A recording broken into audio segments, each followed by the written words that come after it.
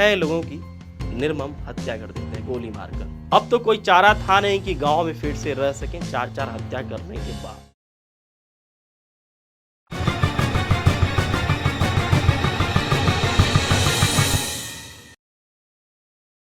आज कहानी चंबल के बीहड़ की, एक ऐसा क्षेत्र जिसकी सीमा राजस्थान, मध्य प्रदेश और उत्तर प्रदेश से लगती है। एक ऐसा क्षेत्र जो बागियों के लिए हमेशा से बाहें पसार कर बैठी रहती है। नमस्कार, मैं आशीष शुक्ला और आप देख रहे हैं वोकल टीवी। आज की कहानी बीहड़ के एक नायब सूबेदार की। आखिर वो कौन सी घटना थी जिसके कारण एक नायब सूबेदार बागी बनने के लिए विवश हुआ। कहानी पान सिंह तोमर की। कहानी एक ऐसे सूबेदार की जिसके जीवन का मकसद बागी बनना नहीं था, लोगों से लूटपाट करना नहीं था, लोगों को मौत के घाट उतारना नहीं था, लेकिन परिस्थितियां ऐसी बनी कि उसको बागी बनना पड़ा, उसको डाकू बनना पड़ा। बागी हमेशा से एक उपेक्षित शब्द रहा है समाज और हमारी नजरों में, लेकिन बागी बनने की कहानी बड़ी मार्मिक होती है।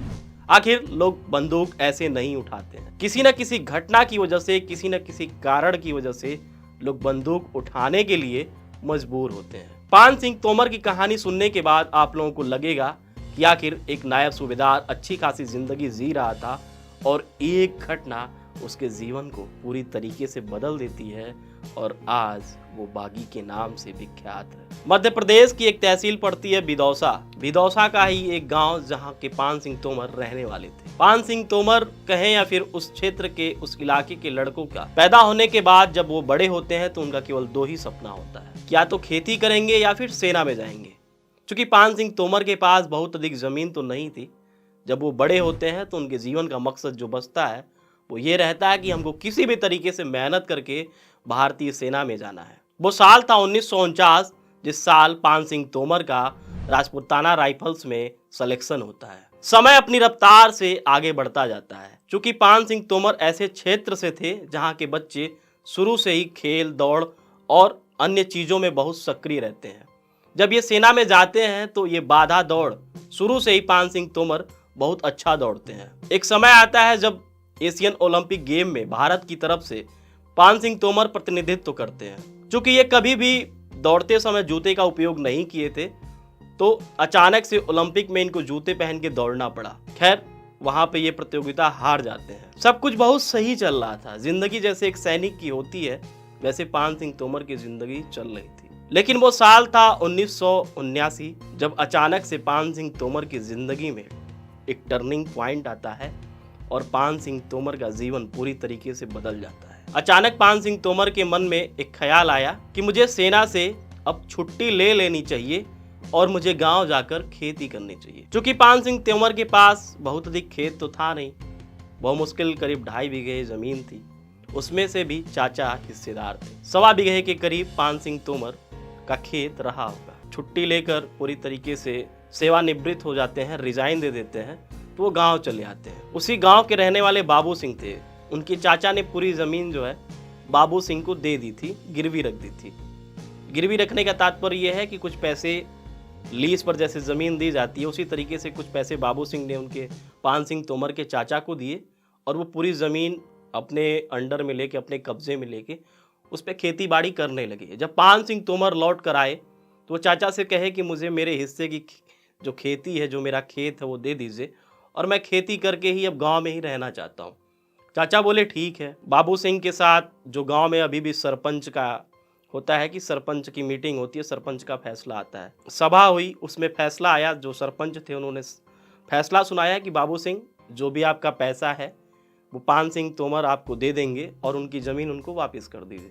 वहाँ तो बाबू सिंह राजी हो जाता है, लेकिन उसका मन तो था नहीं ज़मीन देने का।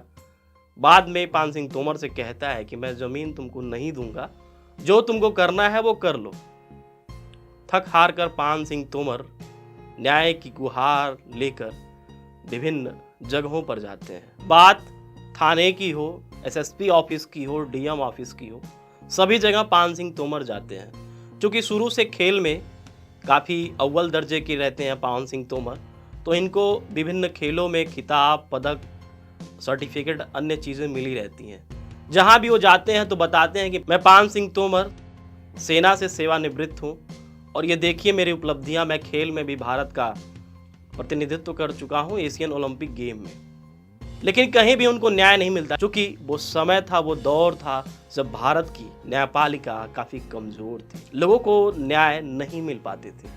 जो भी समाज के एक तरीके से रसूखदार लोग या जिनकी भी एक दबंगई रहती थी, उनके खिलाफ प्रशासन भी एक्शन लेने से पहले बहुत सोचता था। यही हाल कुछ बाबू सिंह के साथ भी था। प्रशासन में उसकी अपनी एक पकड़ थी, अपनी एक छाप थी। इस वजह से वो बेफिक्र था, पान सिंह तोमर मेरा कुछ कर नहीं पाएंगे। एक दिन की बात है, पान सिंह तोमर न्याय की आस में किसी से मिलने गए थे। जब वो वापस लौट कर घर आते हैं तो पूरा मंजर बदल चुका था। हुआ यूं कि बाबू सिंह चंदेल अपने कुछ साथियों के साथ मिलकर पान सिंह तोमर के घर आता है। इनकी माताजी, इनकी पत्नी, अन्य जो भी महिलाएं थीं, सभी के साथ बड़ी बेरहमी से मारपीट करता है। चूंकि वो दौर था जब महिलाओं के ऊपर कोई भी पुरुष हाथ नहीं उठाता था, खास करके मुरैना और वो जो चंबल का क्षेत्र था वहां की बात। कहते हैं कि चंबल के डाकू भी कभी किसी स्त्री के साथ गलत व्यवहार नहीं करते थे। जब पान सिंह तोमर वापिस आते हैं तो पूरा माहौल देखते हैं। माहौल देखने के बाद, वहाँ की जो परिस्थिति थी उसको देखने के बाद बहुत दुखी होते हैं।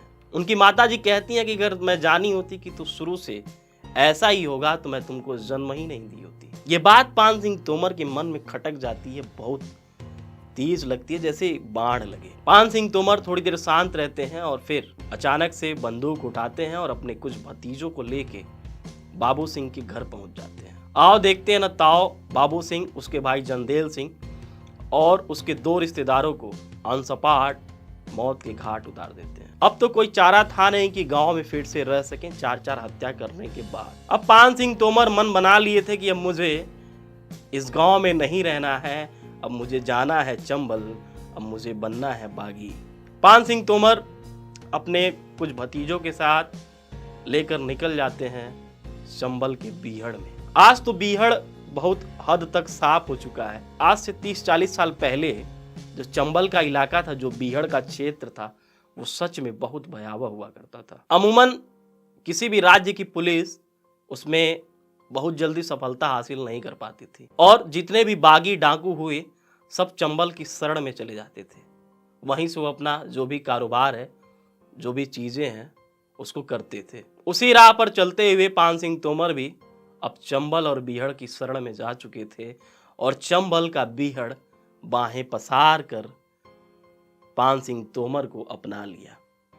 समय अपनी रफ्तार से आगे बढ़ता जाता है और एक वो दौर आता है जब पान सिंह तोमर का भी बागी के रूप में पूरे देश में नाम होता है। हत्या, लूटपाट, डकैती अब पान सिंह तोमर के लिए आम बात थी। कभी कभी विश्राम के लिए वो पास के गांव में जाया करते थे। पान सिंह तोमर की एक आदत थी, जब भी वो किसी गांव में जाते थे तो ऐलान करते थे कि पान सिंह तोमर आ गया। धीरे धीरे समय अपनी रफ्तार से आगे बढ़ता रहता है। हुआ यूं कि एक दिन पान सिंह तोमर का जो भाई था चचेरा, वो पुलिस मुठभेड़ में मारा जाता है। पुलिस उसका एनकाउंटर कर देती है। ये बात पान सिंह तोमर के कानों तक आती है। पान सिंह तोमर उसके कुछ दिन पहले ही एक गांव में गए थे।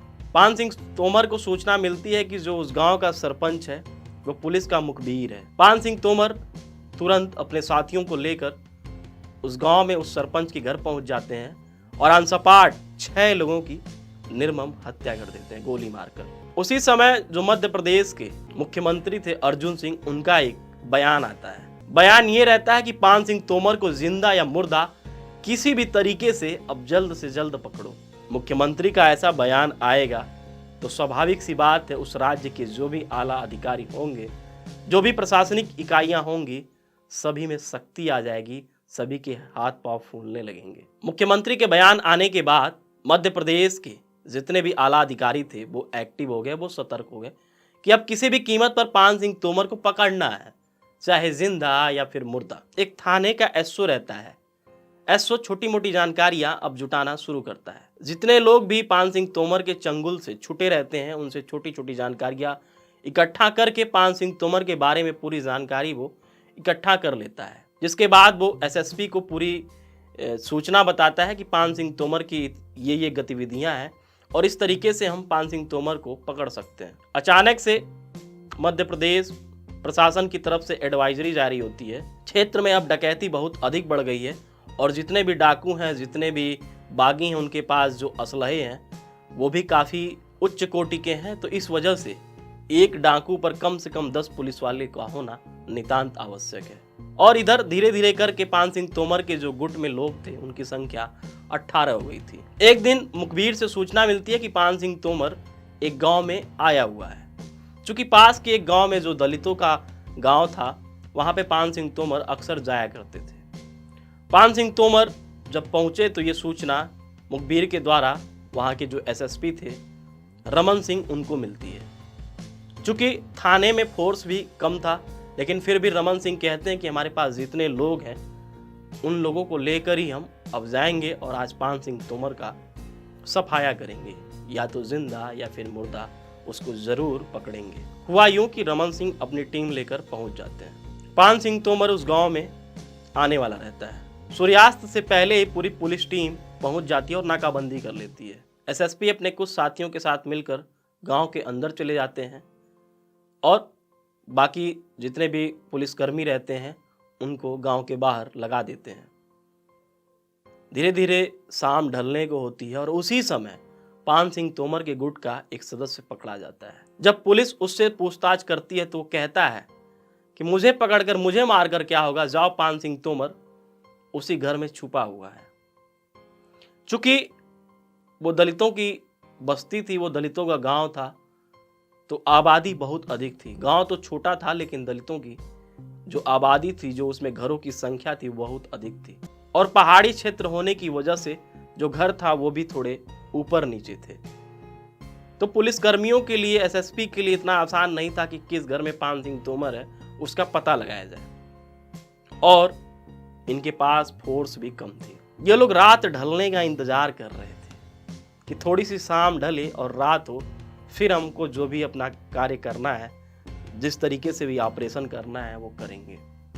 रात हुई और फिर पान सिंह तोमर आदतन माइक से ऐलान किया कि मैं पान सिंह तोमर और जितने भी पुलिस वाले हैं वो यहाँ से चले जाएं, नहीं तो उसका अंजाम, उसका खामियाजा आप लोगों को भुगतना पड़ेगा। ये सटीक पता चल गया कि पान सिंह तोमर किस घर में छुपा हुआ है। एसएसपी अपनी टीम के साथ, जो भी उनके पास सिपाही थे मौजूद थे, सभी के साथ मिलकर ताबड़तोड़ गोलियां बरसाने लगते हैं। दोनों तरफ से फायरिंग होती है। करीब 3 से 4 घंटे चली फायरिंग के बाद पान सिंह तोमर के गुट की तरफ से गोलियां चलनी बंद हो गई। अब सुबह का इंतजार था, सूर्योदय होता है तो देखा जाता है कि कुल 10 लाशें बिछी हुई हैं। चूंकि पान सिंह तोमर की कोई नई तस्वीर पुलिस वालों के सामने नहीं थी। हाँ, बस एक चीज पता थी कि पान सिंह तोमर अपने गुट का सबसे लंबा सदस्य है। शिनाख्त आसानी से हो जाती है। करीब 6 फीट लंबा पान सिंह तोमर उस मुठभेड़ में मारा गया था। और इस तरीके से एक मेजर सूबेदार के जीवन का अंत होता है। तो आज आप लोगों ने सुना पान सिंह तोमर के जीवन की वो कहानी, जीवन की वो दास्तां, जिसकी वजह से वो नायब सूबेदार से बागी बन गया। सच में बागी कोई ऐसे नहीं बनता है। बागी बनने के पीछे व्यवस्था होती है, एक घटना होता है, एक कहानी होती है। तो आज के लिए बस इतना ही। फिर मिलेंगे एक नई स्टोरी में, एक नई कहानी के साथ। तब तक के लिए इजाजत दीजिए। धन्यवाद। जय हिंद, जय भारत।